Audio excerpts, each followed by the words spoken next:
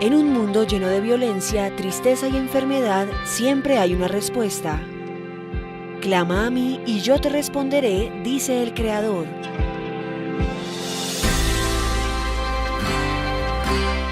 El Tabernáculo de la Fe presenta un mensaje de esperanza. Esta mañana quiero continuar con el tema que hemos tenido con la puerta del muladar. Es la quinta puerta que tenemos. La primera puerta era la puerta de las ovejas, la segunda puerta la puerta del pescado, la tercera puerta la puerta vieja, la cuarta puerta que fue hace 15 días, la puerta del valle y ahora la puerta del muladar. La puerta por donde sacaban todos los desperdicios, todo lo desechable de la ciudad. Hay mucho para hablar de ese tema, pero yo quisiera cambiar el sentido y hablar de qué vamos a hacer con lo desechable. ¿Lo vamos a botar por la puerta o vamos a hacer algo diferente con lo desechable?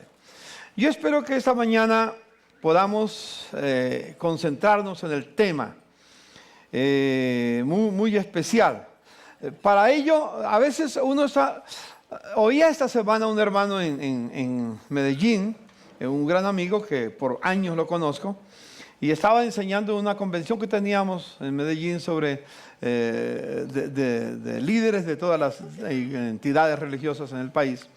Y él decía que los peores, la gente más difícil para Jesucristo cuando en su ministerio no fueron los niños. Los niños, lo que le decían, estaban listos para hacerlo. Los niños eran con un corazón muy dócil. Las mujeres tampoco fueron problema. Parece que cuando uno lee los evangelios, las mujeres estaban dispuestas para hacerlo.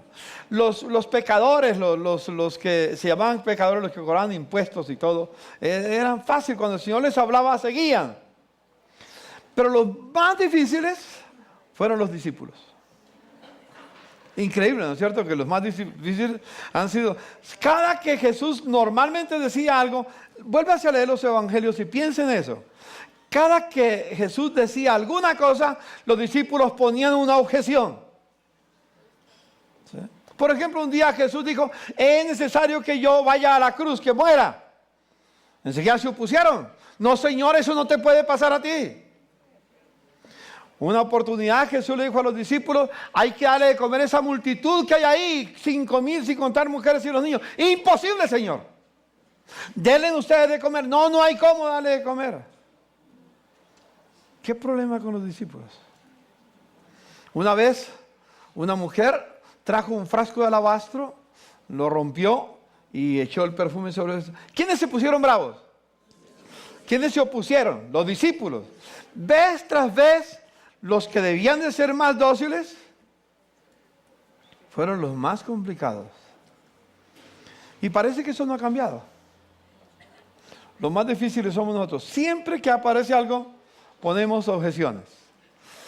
Cuando mi hermano Rafael estaba hablando ahorita, invitando para lo del próximo viernes, yo no me di cuenta, estaba de espaldas, pero por lo que dijo él, unos poquitos levantaron la mano. Para traer a alguien nuevo. Y el domingo anterior, el hermano que nos habló de la importancia de la compasión espiritual con los que no conocen al Señor, traerlos para que conozcan al Señor. Lo dijo el domingo, hace 8 días nada más. Hizo énfasis en ese aspecto. Pero bueno, yo sé que ustedes están cambiando el chip y van a aprender a ser, o vamos a aprender todos a ser obedientes, ¿no es cierto? A veces uno dice unas palabras y otras personas están pensando en otra cosa y se van por otro camino. Por ejemplo, les voy a contar una anécdota. Imagínense, estamos en el campo. Una mamá está hablándole a su hijo, al campo, por allá en la selva. Está hablándole a su hijo y le dice, hijo, quiero advertirte las cosas que pasan en la vida. Hay muchos peligros que hay en la tierra. Pero por lo menos déjame comenzar con aquello que no tienes peligro, ningún peligro. Por ejemplo, los tigres. Los tigres son animales que parecen feroces, pero no tengas temor. Ellos no te van a hacer nada. Tú puedes estar al pie de ellos y ellos Son tranquilos. Sigue hablando con los de los animales, los felinos, la pantera y todo lo demás. Llegó al león. El león, la gente, a veces cuando ruge, es tremendo, el león ruge y la gente tiembla. Pero los leones, claro, tienen unos colmillos grandes, pero ellos son suavecitos. Son tiernos. Pero realmente no tienes problema con ellos. Pero te voy a advertir de quién tienes que tener cuidado, de las gallinas. Las gallinas sí que son peligrosas. Las gallinas son un problema. Esas, si tú te acercas a ellas, se acabó. Y entonces le dice, y lo más peligroso son los pollitos. Esa era una conversación entre mamá lombriz y el hijo que era la lombriz, el lombricito. ¿Ustedes qué estaban pensando?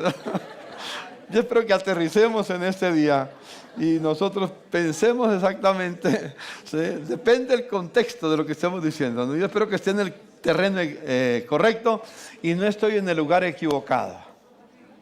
¿Ustedes creen que estoy en el lugar equivocado? Dígale a su hermano, el pastor no está en el lugar equivocado, está en el lugar correcto. Muy bien, entonces vamos a hablar en esta mañana acerca de lo desechable. Lo desechable. ¿Qué vamos a hacer con lo desechable? Hay cosas que tenemos que echar de nuestra vida, como el odio, la amargura, la falta de perdón, el resentimiento, muchas cosas que nos molestan, pero no voy a hablar de eso. Voy a hablar de lo desechable. Es interesante cuando empezamos a pensar en lo desechable, ¿qué cosas serían que tenemos en nuestra sociedad que llama desechable, que debemos de recobrar en nuestro medio? Pero antes de hablar de lo desechable, yo quiero mencionar un pequeño repaso rápidamente del mensaje del domingo anterior. El domingo anterior se estaba hablando acerca de Sodoma y Gomorra. ¿Se acuerdan de Sodoma? ¿Cuántos vinieron el domingo pasado? Bueno, a ver si me entero. ¿Cuántos no vinieron el domingo? Levante la mano, levántela bien alta. Bueno, siempre pasa, yo sé que tenemos una congregación que rota. Pero gracias por levantar la mano. Así que me veo más obligado a decirles un resumen rápidamente del domingo anterior. Cuando pensamos en Sodoma, pensamos sencillamente ¿en qué? En el castigo que cayó, porque era una sociedad, un pueblo. Sodoma y Gomorra habían llegado a la degradación moral total. Habían pasado una línea que ya no tenía regreso. Entonces el juicio de Dios comienza ahí. Pero cuando se estudia la realidad de Sodoma y Gomorra, no empezó por ahí. Eso no empezó una sociedad que estaba con problemas morales serios. No. Comenzó estando bien. Pero un día, si eso está en Ezequiel capítulo 16, versos 49 y 50. Ahí nos habla de Sodoma. Sodoma era aparentemente que estaba una sociedad que estaba bien, pero de repente la soberbia vino a sus vidas. Y el primer problema que ellos tuvieron fue la soberbia, precisamente. Soberbia, haciendo el resumen sencillo, soberbia es cuando uno toma la decisión, yo soy el que determino lo que está bien y lo que está mal. No importa lo que los demás digan. Si para mí está bien, está bien. Y si está mal, está mal. Inclusive no importa si Dios dice que está mal o está bien, independiente de Dios. Yo decido lo que es bueno y lo que es malo. Ahí comenzó la decadencia de Sodoma y de Gomorra. Ahí comenzó el camino hacia la destrucción. Cuando él decidía, la gente de ese lugar, de esa sociedad, decidía lo que era bueno y lo que era malo, no hacían caso a los profetas, no hacían caso al mensaje del Señor, no hacían caso a lo que Dios decía. Ese es el primer paso terrible. El segundo paso es que Dios los bendijo. Dios les había dado sabiduría, gracia, y les dio saciedad de pan. Les dio abundancia de pan. Tenían cuando habla de pan, no se refiere simplemente a lo que comemos. Se refiere simplemente a los recursos que nos da el Señor. Todo para vivir. Sodoma vivía en un momento muy especial. Había abundancia de bienes. Muchos bienes que tenían. Y eso quiere decir que cuando nosotros tenemos abundancia de bienes, es un problema. ¿Sabía que los bienes son un problema? Porque después de que tenemos bienes, nos convertimos en cuidadores, ojalá administradores, nos convertimos en esclavos de los bienes porque hay que cuidarlos. Cuando uno tiene mayor cosa, no se preocupa. Pero cuando empieza a acumular, ¿qué le pasa? Empieza a tener dificultades. Así que la abundancia cambió la mentalidad de Sodoma y ellos se volvieron esclavos de sus posesiones en lugar de sus posesiones ser instrumentos para que ellos pudieran tener una vida agradable. Cuando los bienes se convierten en nuestros amos, es un conflicto muy serio. Pero eso pasó con Sodoma. Luego, el tercer aspecto que mencionamos el domingo anterior fue abundancia de ociosidad. Tenían tiempo abundante. Hoy en día se está haciendo estudios en la tierra para que en la sociedad moderna llegue el día que el hombre trabaje solamente 3 días a la semana, 8 horas diarias. 3 días. Y pueda descansar 4. Ya se está haciendo eso. Bueno, en Colombia no estamos muy lejos. Porque ¿cuántos puentes hay en Colombia? Hay puentes por cantidad. Y cuando no hay puentes, como que la gente se desespera. Se desespera. Y tiene que ver con el tiempo. La ociosidad tiene que ver con el tiempo. Como hablábamos hace 8 días, o hacíamos, si nos hacían entender la semana anterior, hoy en día tenemos todo lo que necesitamos. Tenemos carros muy veloces, tenemos aviones, tenemos en la casa tenemos horno eléctrico, tenemos de todo, ¿no es cierto? Todo tenemos. ¿Para qué? Yo recuerdo, yo era sastre.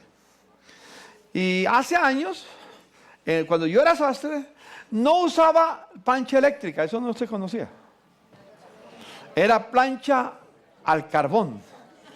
Y había que traer carbón todo y llenar, levantar y meter el carbón, prenderlo con una sopladera, hacerle para prender el carbón y dejar que se calentara. ¿Cuánto se demoraba uno calentando la plancha? Para después pasar la plancha y poder planchar la ropa.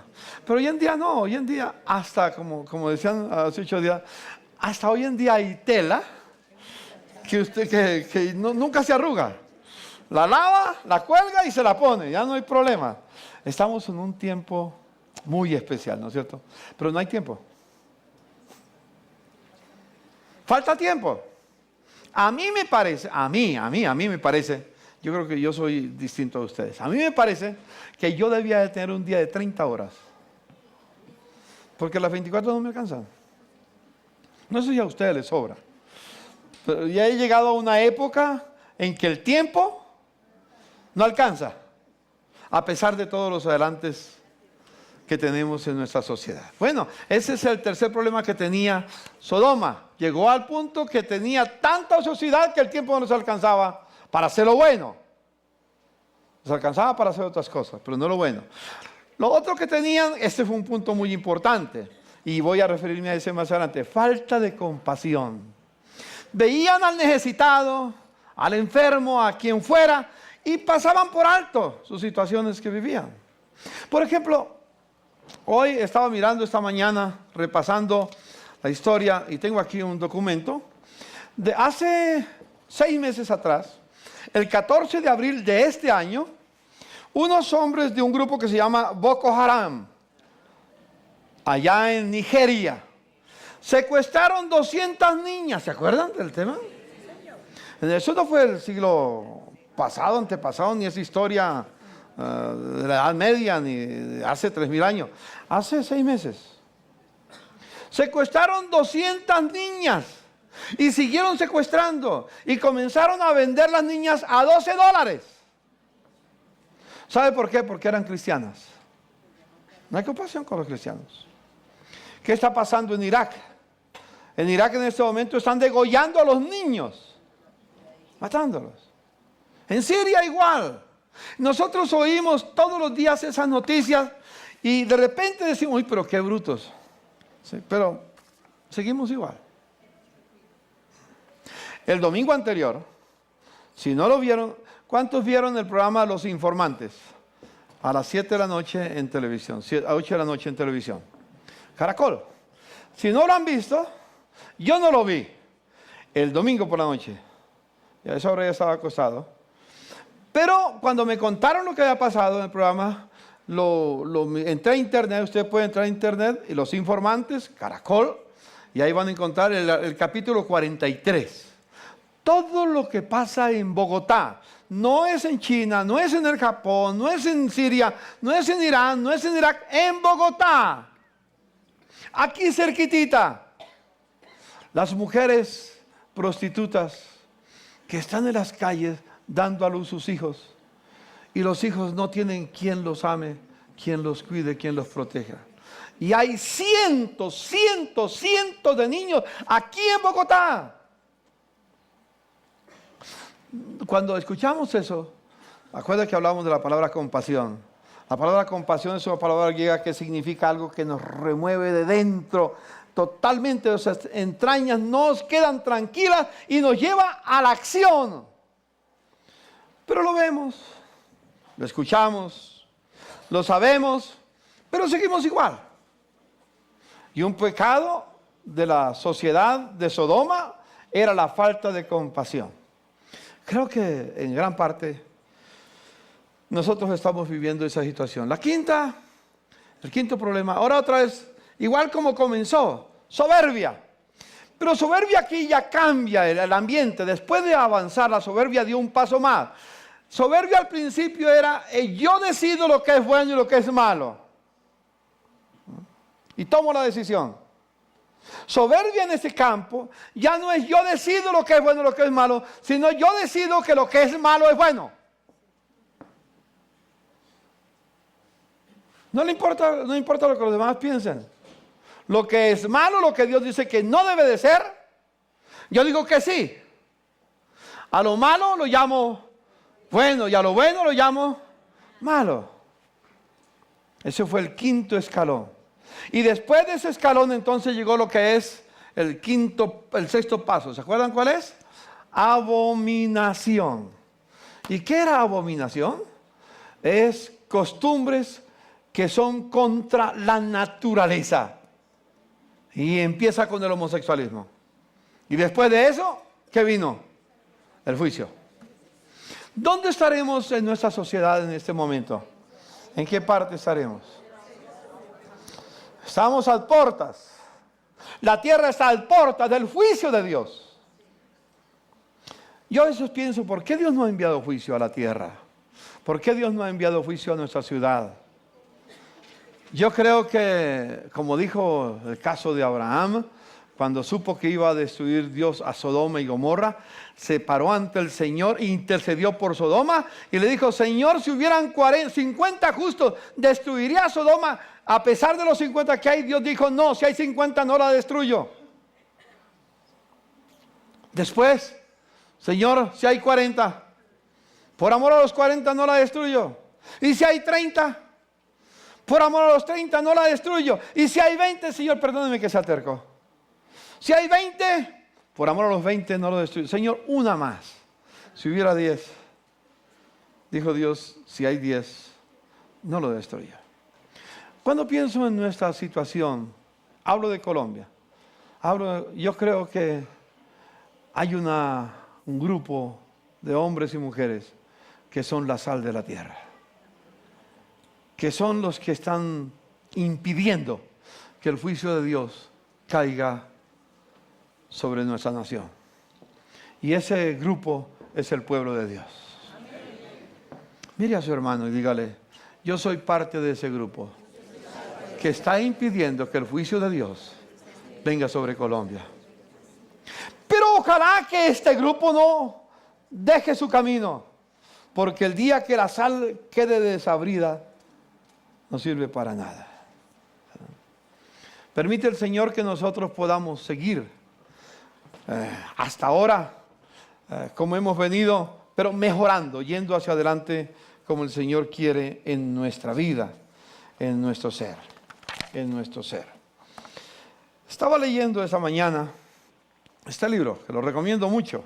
No se consigue mucho, de Rodney Stark, La expansión del cristianismo. ¿Cómo se extendió el cristianismo en la tierra? Porque había un pueblo que amaba a Dios con todo su corazón.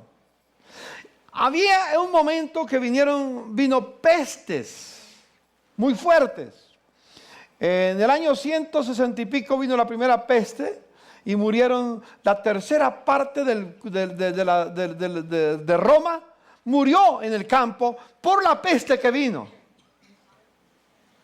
Luego en el año 251 vino la segunda oleada de peste y murió miles y miles de personas.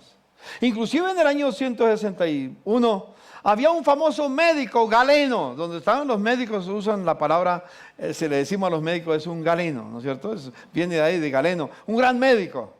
Pero el médico, cuando vio que había peste y que la gente estaba muriendo, salió disparado. Se fue, aquí está la historia. Salió disparado porque él no quería morir. Que se mueran los otros. Él que estaba para dar vida, dijo, no, yo me la salvo. Y se fue, buscó lo suyo. Más adelante en el camino, el emperador Juliano escribió, viendo lo que estaba pasando, cómo el pueblo pagano estaba pereciendo, estaba muriendo.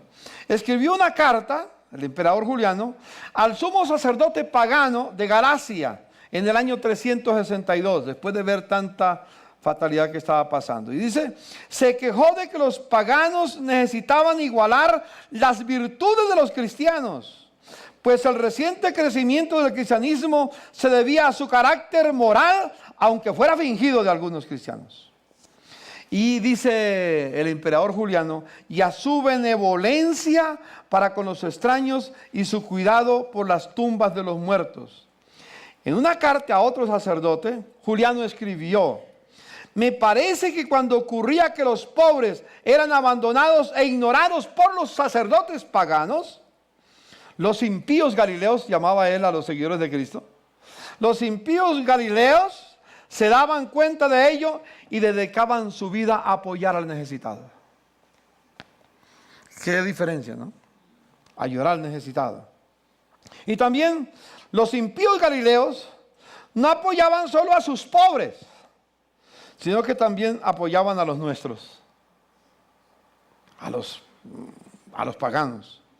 Y todos podían caer en la cuenta de que estos carecían, ellos mismos reconocían que su gente carecía del apoyo de sus sacerdotes. Es claro que Juliano aborrecía a los galileos, incluso sospechaba que su benevolencia tenía segundas intenciones, pero reconocía que sus propios actos de caridad y los del paganismo organizado palidecían en comparación con los esfuerzos cristianos, que habían creado un estado de asistencia social en miniatura dentro de un imperio que en su mayor parte carecía de servicios sociales de compasión por los necesitados. En tiempos de Juliano era ya demasiado tarde para sobrepasar esos colosales resultados, cuyas semillas habían sido plantadas con doctrinas como yo soy. Los cristianos tenían esta doctrina: yo soy el guardián de mi hermano. ¿Se acuerdan de Caín? Cuando Dios llama a Caín, ¿dónde está tu hermano? La respuesta fue de Caín: ¿acaso soy yo guarda de mi hermano? Los cristianos no siguieron el camino de Caín. Los cristianos decían: yo soy guarda de mi hermano. Mire a su hermano y dígale: yo soy guarda de mi hermano. Yo soy guarda de mi hermano. Ellos decían también unas cosas tan interesantes: haz con los demás como te gustaría que lo hicieran contigo. Esa era la vida de los cristianos en su momento. Y también tenían otro aspecto que era parte de su entorno: mejor es dar que recibir.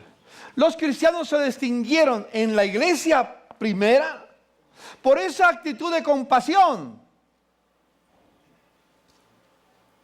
Y esa actitud de compasión removió los cimientos del Estado romano en esos tiempos. Yo creo, hermanos, que estamos en un momento muy especial. Estamos nuevamente para que los cimientos del sistema que tenemos sean removidos.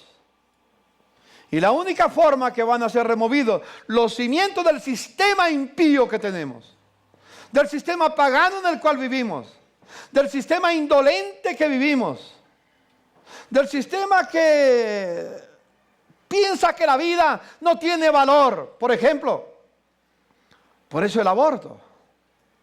La ley aprueba el aborto, porque piensa que la vida en el vientre de la madre no significa nada. Es desechable. Piensa que los niños que están en la calle, ¿qué hace el gobierno? ¿Qué hace el distrito? Sabe que allá en el barrio Santa Fe, donde nació esta congregación, ahora hay un trabajo que se está desarrollando allá con los hermanos de Jocum.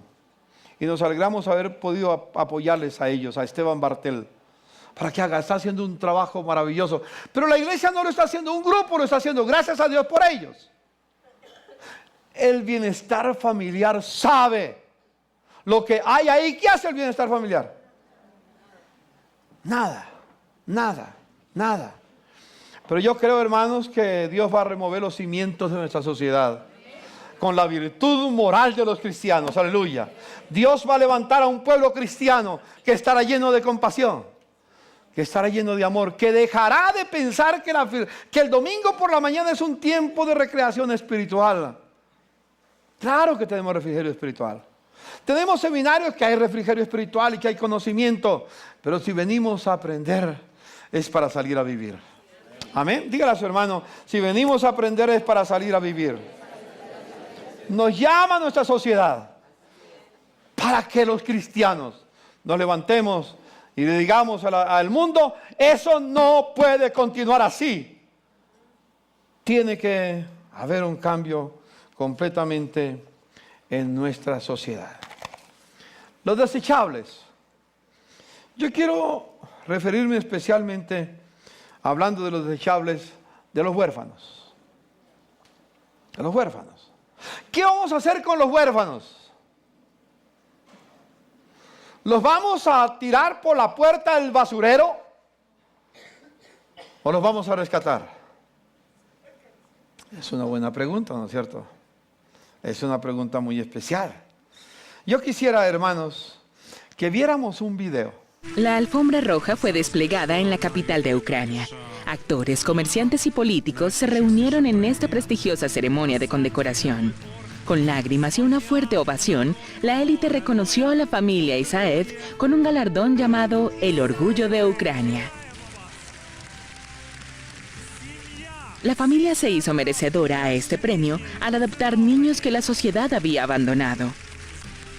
Creímos que la familia Isaev descendía de una gran familia. Nada podía estar más alejado de la realidad. Solo Dios podría escribir esta historia de cómo un drogadicto rehabilitado y una mujer con un pasado oscuro podrían avanzar hasta convertirse en el objeto del orgullo de su país. Quería vivir mi vida de la forma en que mis amigos vivían las suyas. Quería salir, festejar, hacer lo que se me antojara. No pasaría mucho tiempo para que Evgeny pagara las consecuencias de la vida que había escogido. A los 19 años fue admitido en el hospital por lo que él creía era bronquitis. Sin embargo, su vida se derrumbó cuando se enteró de que el diagnóstico era VIH. Desesperado, Evgeny terminó en la puerta de un centro de rehabilitación de su ciudad. Era un desastre cuando llegó. Tenía un ojo negro, había sido golpeado y tenía agua en sus pulmones. Era VIH positivo y parecía que su vida había acabado, que se había dado por vencido y no tenía esperanza. Después del centro de rehabilitación, Evgeny por primera vez escuchó sobre el poder sanador de Jesús. Empecé a buscar a Dios, empecé a ver el camino que debía seguir. Fue aquí, en esta cama, donde Dios me hizo una revelación. Fue aquí donde oré por primera vez. Hubo un versículo que memoricé en ese momento. Mas buscad primeramente el reino de Dios y su justicia, y todas estas cosas os serán añadidas. Evgeny pasó por el programa de rehabilitación y fue libre de la drogadicción. Pronto conocería a su futura esposa, Svetlana. A pesar del riesgo en el que se encontraban, los dos soñaban con crear un hogar juntos. Hasta que me casé, estuve trabajando en un café. Después de mi boda, trabajé solo un día. Mi jefe se enteró que mi esposo era VIH positivo y rápida y amablemente me dijo que ya no tenía trabajo. Después de perder el trabajo de Svetlana, la pareja enfrentaría un último golpe. Luego de dar a luz gemelos, la pareja enfrentó un gran dolor cuando solo un bebé nació vivo. Sin embargo, Dios usó la larga estadía de Svetlana en el hospital para darle un nuevo sueño, un sueño que involucraría la adopción.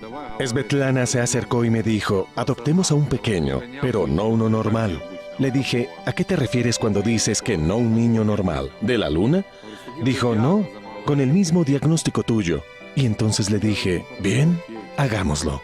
La enfermedad que Evgeny había visto como una maldición en su vida sería el camino que le daría un amor profundo por cada uno de los huérfanos. Pronto los Isaev le darían la bienvenida a su primer hijo VIH positivo. Poco después de eso, llegó otro pequeño. Cuando lo sacamos del orfanato, decía...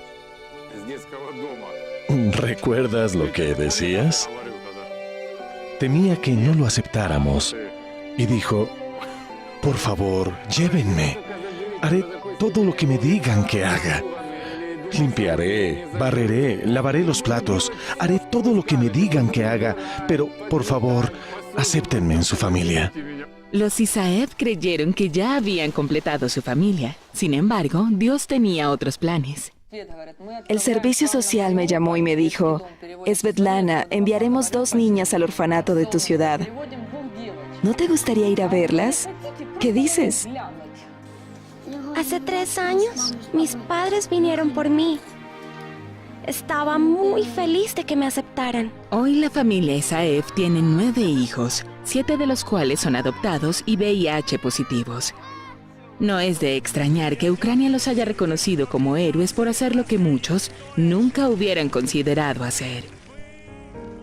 Dios puede cambiar radicalmente la vida de las personas, de drogadictos al orgullo de Ucrania.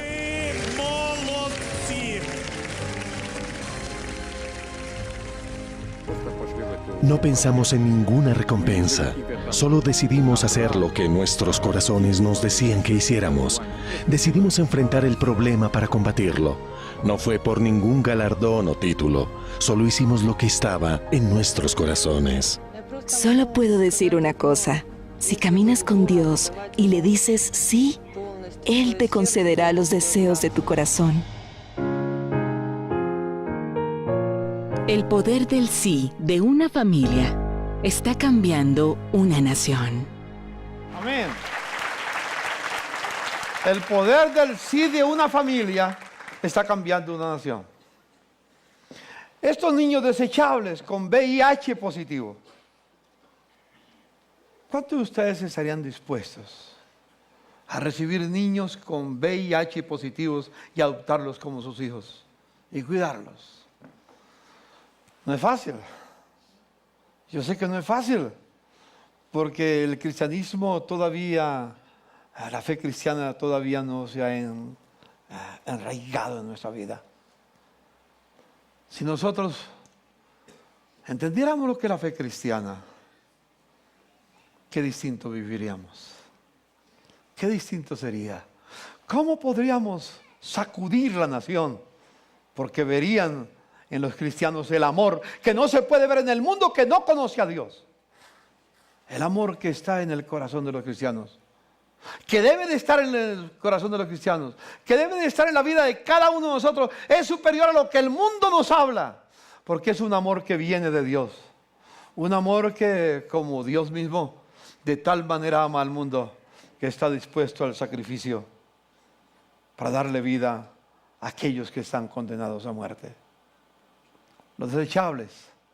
Tenemos muchos niños en nuestro país que son considerados considerados un desecho, que no tienen importancia para nuestra vida.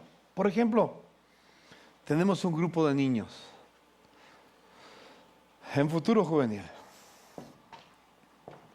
En este momento solo nos quedan 29 niños.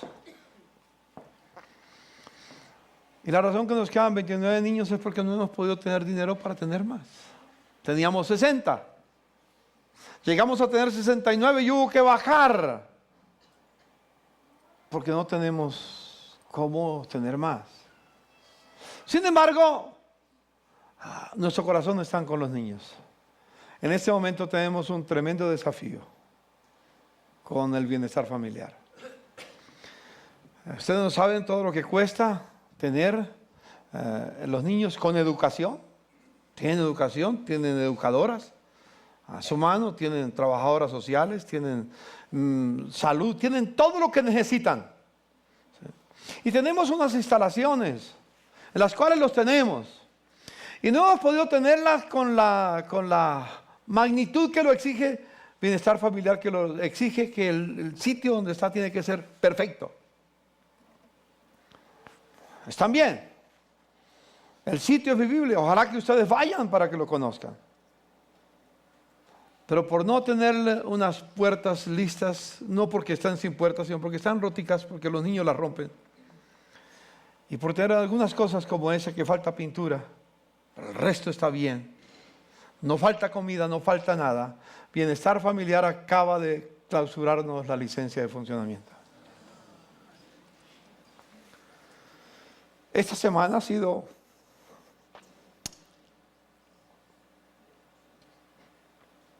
una semana de desafíos. Fuimos a la mesa el lunes y hablamos con los directivos de Bienestar Familiar allá. Algunos querían ayudarnos, entendían la situación y llamaron a Bogotá para ver qué podían hacer. De Bogotá la respuesta fue no. Les dijimos, venimos con una súplica, simplemente. Dejen que los niños terminen los 2 meses de estudio. No les falta nada, tienen todo. Falta una chapa, falta pintar el sitio, falta algunas cosas pequeñas. Dijeron, no, devuélvanlos a sus padres, pero no tienen padres. Y responden, no es problema nuestro, es problema de ustedes. Pude hablar con el señor Procurador General de la Nación, le expliqué la situación y ha prometido hacernos acompañamiento en el proceso para proteger a los niños. Y mañana se reúne con la directora de Bienestar Infantil para que nos haga el acompañamiento en todo el proceso. Logré el viernes, la cita con la directora de Bienestar Familiar de Bogotá, de Cundinamarca. Logré la cita con ella. Fui con un diputado a la asamblea que es amigo y me dijo, pastor, yo te acompaño. Hemos logrado un acercamiento ya con ella. Y le dije, una súplica, por favor, no permita que los niños pierdan su año de estudio por 2 meses nada más. Usted sabe que no le está faltando nada. No tenemos todo lo que ustedes exigen 100%, es verdad, no lo tenemos. Pero le prometo que lo vamos a tener. Pero por lo menos denos los 2 meses. Me dijo, pastor, el lunes me reúno con toda la gente y tomaremos decisión. Mañana será la reunión. Y espero que vamos a tener la victoria. Vamos a tener la victoria. Pero esos niños no tenían por qué estar pasando estas circunstancias. Yo agradezco a todos los de la iglesia que han estado apoyando. Pero la verdad que son muy pocos los que apoyan a Futuro Juvenil. Hemos hablado que tenemos una familia, tenemos unos huérfanos a nuestro cuidado. Y hemos hablado de la importancia de que esta comunidad se convierta en el refugio para ellos, la esperanza para ellos. Salen 2 niños esta semana, en este mes. Salen 2 niños ya terminando su bachillerato. Y ya se está consiguiendo el sitio para ir a estudiar. Para no sacarlos del bachillerato y soltarlos a la calle, porque va a ser difícil. No saben cómo defenderse. Y ya hemos conseguido con el SENA que nos reciban a uno de ellos, y otro está consiguiéndolo en otra parte. y necesitamos pagar los estudios de ellos. ¿Será que hay corazones acá esta mañana que pueden decir esos niños no se quedarán desechables en la tierra, sino que son hijos nuestros y que juntos los vamos a sacar adelante? Tenemos una niña, no sé si vino esta mañana, tal vez no ha llegado. ¿Sí está? No está. Que está terminando la universidad. Dentro de mes y medio sale como profesional, con las mejores calificaciones de la universidad. La iglesia ha estado sosteniéndola. Y gracias por los que han apoyado. Gracias. Hermano, hay un mundo de niños desamparados. Son desechables por la sociedad. Estos niños que le menciono, cuando los recibimos, habían sido desechados por sus padres. Habían sido desechados por su familia. Habían sido desechados por la comunidad. Y los tiraban a la calle. Y nosotros dijimos, no los tiren, dénoslos. Los recibimos. Y hasta ahora hemos podido ayudarles. Pero yo tengo el sueño de que estos niños van a ser unos profesionales. Y quién sabe si de ellos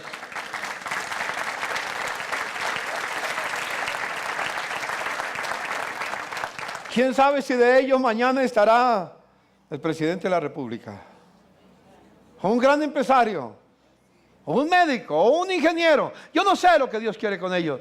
Yo sé que Dios tiene un plan para cada uno de ellos. Pero quiero mostrarles un texto de la Escritura y hacer una pregunta para ir concluyendo. Está en el Salmo 68:5. Dios mismo se presenta diciendo que Él es padre de los huérfanos y defensor de las viudas. Es Dios en su santa morada.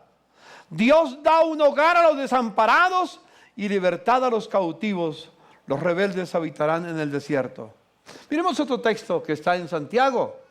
La religión pura, la fe pura y sin mancha delante de Dios nuestro Padre es esta: atender a los huérfanos. Dígale a su hermano, la fe de Jesucristo se manifiesta en atender a los huérfanos y a las viudas en sus aflicciones y conservarse limpio de la corrupción del mundo. Vuelvo atrás. Dios se manifiesta como padre de huérfanos. Leyendo UNICEF, hace una definición de un huérfano. Un huérfano es uno que carece de un padre y una madre que lo aman. Es decir, es alguien que tiene papá y mamá pero no los ama. Nosotros pensamos que un huérfano es uno que no tiene papá y mamá simplemente. UNICEF ha hecho una definición muy sabia. Un huérfano es uno que tiene papá y mamá pero no los ama. Por eso hacemos el llamado a los padres cristianos a que amen a sus hijos, a que no los maltraten, que no los traten mal. ¿Sabes, hermano? Eso que nosotros llamamos desechables son tesoros del Señor. Como he dicho en otra oportunidad, esos que llamamos desechables son tesoros en harapos. Pero nosotros estamos para quitarles los harapos y para que el tesoro brille para la gloria del Señor. Esos niños son muy valiosos. Y algo que dice el texto: Dios mismo es el padre de los huérfanos. Él es el padre de ellos. Y luego hace una declaración en el verso 6. Dios da un hogar a los huérfanos. Déjeme parafrasearlo. Dios da un hogar a los huérfanos. Yo le hago una pregunta. Tal vez no has pensado en eso. Todos tenemos hogares, ¿no es cierto? ¿De quién es tu hogar? ¿De quién es tu hogar? Del Señor. Entonces, ¿qué hogares les está prometiendo Dios a los huérfanos? Sus hogares. Dios está prometiendo que los huérfanos tendrán un hogar. Y si mi hogar no es mi hogar, es el hogar del Señor, entonces Dios quiere tener en mi hogar esos huérfanos. La fe cristiana tiene un precio, tiene un costo. No se trata simplemente de venir cada 8 días para escuchar un mensaje que nos inspire, que nos anime, que nos da. No, es para recibir la instrucción del Señor, para salir de aquí a vivirla. Para eso hemos venido hoy, para recibir la instrucción del Señor y ponerla en práctica. Por lo menos, mientras que Dios va abriendo la mente y el corazón de cada uno, podríamos juntos reconstruir completamente futuro juvenil para darles un hogar a estos niños. Pregúntele a su hermano, ¿podríamos hacerlo nosotros? Pregúntele a su hermano. ¿Podremos hacerlo nosotros? Podemos contribuir para que las cosas pequeñas que restan, para que siga funcionando el hogar, las podamos superar pronto. Yo tengo la confianza que antes de terminar octubre tendremos ya todo listo para recobrar la licencia de funcionamiento. Amén. Yo a veces he pensado, le voy a decir algo loco. Dígame si quiere loco como quiera. Yo he pensado lo siguiente. Supongamos que por alguna circunstancia el bienestar familiar nos niega la licencia. Lo que es legal no es moral, recuerden, nos hemos dicho. Lo que es legal no es moral. Y lo que es moral no necesariamente, lo que es legal no necesariamente es moral. Sí. Y entre lo moral y lo legal permanece lo moral. Y lo legal tiene que sujetarse a lo moral. Supongamos que nos niegan, que nos negaren mañana o pasado mañana por ser cristianos, que es parte de la situación que sabemos. Es porque es una entidad cristiana, que nos ponen todas las trabas posibles.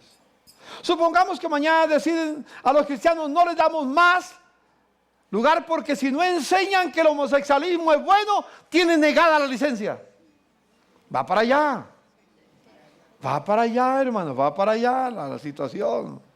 En el momento en que nosotros nos neguemos a enseñar que el homosexualismo es válido y que de los niños pueden escoger su preferencia sexual, el día que no enseñemos eso, nos lo cerrarán. ¿Sería que los niños dependen del permiso del gobierno? Es una buena pregunta, ¿no? ¿Seríamos capaces de cada uno de nosotros abrir nuestro hogar y recibir por lo menos un niño? Por lo menos un niño. Yo tuve una experiencia y con esto termino. Hace 10 años, más o menos, con el señor ministro del Interior, el doctor Londoño. Había hecho unas declaraciones en contra de los cristianos. Yo era presidente del Consejo Evangélico de Colombia y le pedí una cita para hablar con él, para hacer aclaraciones. Y me recibió en su oficina, muy atento, muy amable, y hablamos de lo que era la fe cristiana. Y me dijo, no, pastor, yo lo que he dicho no lo digo en cuanto a ustedes, porque sé que ustedes son una comunidad muy especial. Y nos contó unas experiencias que había tenido en Antioquia, muy positivas, las había tenido. Y me dijo, pero pastor, quiero hacerle una pregunta. Estamos en proceso de desmovilización de las autodefensas, o de los paramilitares. Los paramilitares tienen unos niños que los han llevado, secuestrado, para enseñarles a matar. Y queremos desmovilizar a los niños. Y me hace la pregunta, pastor, ¿cuántas iglesias hay en el país? Yo le dije, doctor, no sé, no tengo la idea. Digo, aproximadamente. Le dije, quizás unas 3,000, 4,000 iglesias. Me dice, pastor, le hago un reto. Le hago un desafío. Posiblemente los niños que tienen los paramilitares son 3,000. Y estamos buscando desmovilizarlos. Pero no podemos lanzarlos a la calle. Y el gobierno no tiene cómo tener a 3,000 en algún lugar. No tenemos cómo. ¿Sería posible que ustedes los evangélicos, cada iglesia, reciba un niño? Y son 3,000 iglesias, 3,000 niños que tienen respuesta a su problema. Ese fue un gran desafío. Yo le dije, doctor, déjeme consultar. Creo que tu respuesta, tu pregunta es válida. Déjeme preguntar. Tristemente, pregunté iglesia tras iglesia, y todos se negaron. ¿No es eso triste? ¿Somos o no somos el pueblo de Dios? Pero olvidémonos ahora de los demás y pensemos el desafío que tenemos nosotros. Si mañana nos negaran la licencia, que es posible dentro de 10 o 15 años, prepararemos nuestros hogares para recibir esos niños. No solo 29, tal vez 100. Aquí en la congregación hay más de 1,000 hogares registrados. Si cada hogar recibiera un niño, tendríamos la respuesta para 1,000 niños. ¿Qué pasaría en Colombia cuando sepa que una sola congregación se encargó de recoger cientos de niños para darles un futuro, para darles una esperanza? Hermanos, no amemos de palabra, amemos con hechos y verdad. Por lo menos por ahora, saquemos adelante a Futuro Juvenil. Y dígale al Señor, Señor, ayúdanos para prepararnos por los días que vienen. Son días muy difíciles que vienen para la tierra. Pero los niños son para Dios un tesoro. No solo tus hijos, los niños. Los niños. Cuando al Señor le preguntaron quién iba a ser el mayor, tomó un niño y lo puso en medio de ellos. ¿Quién iba a heredar? ¿Quién iba a ser vocero del reino de Dios? Tomó un niño y lo puso entre ellos. Le dijo, el que no sea como uno de estos niños, no puede.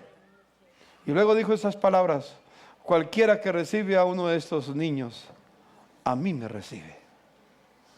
A mí me recibe. Hermanos, aprendamos a amar a los niños. Por favor, hay tantos niños aquí en la congregación. Yo a veces veo a los adultos que pasan por el pie de los niños, pasan de largo. Esos niños necesitan tu cariño. Tienen padre y madre, y gracias a Dios. Yo sé que los padres y las madres que están acá no se van a poner mal porque usted le dé un abrazo al niño. Abrace a ese niño. Ustedes, perdonen que lo diga en primera persona. Ustedes saben que una cosa que yo hago es abrazar a los niños.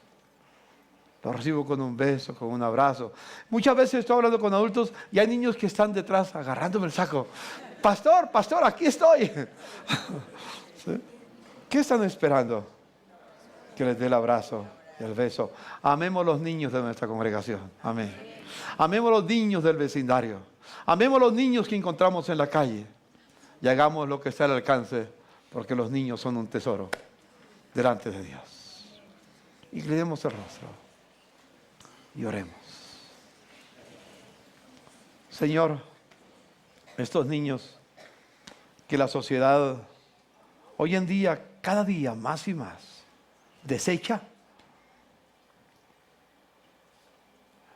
inclusive en el vientre de la madre, ordena matarlos, Señor. Ordena quitarles la vida, Señor mío, de una manera cobarde. Las cortes lo hacen, Señor. Perdona a los jueces, Señor. Perdona a las cortes de nuestra nación que han ordenado el holocausto de los niños no nacidos. Perdónalos, Señor. Pero, Señor, también perdónanos a nosotros, para que no nos quedemos cortos en el desafío que tú nos haces. Ningún niño es desechable. Todos los niños son un tesoro para ti y un tesoro para la iglesia. Señor, venga a tu reino y hágase tu voluntad, Señor, en nuestras vidas, en nuestros hogares. en nuestro ambiente. Bendigo a Futuro Juvenil, Señor.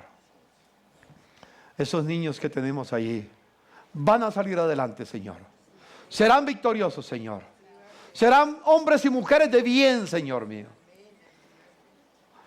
No tienen padres que los amen. Algunos de ellos tienen sus padres en la cárcel. Otros los abandonaron. Pero Señor, tú eres padre para esos huérfanos y les has provisto un hogar. Y esta iglesia es un hogar para ellos. Venga tu reino, Señor. Bendito tu nombre por los siglos de los siglos. Amén. Amén. Aleluya.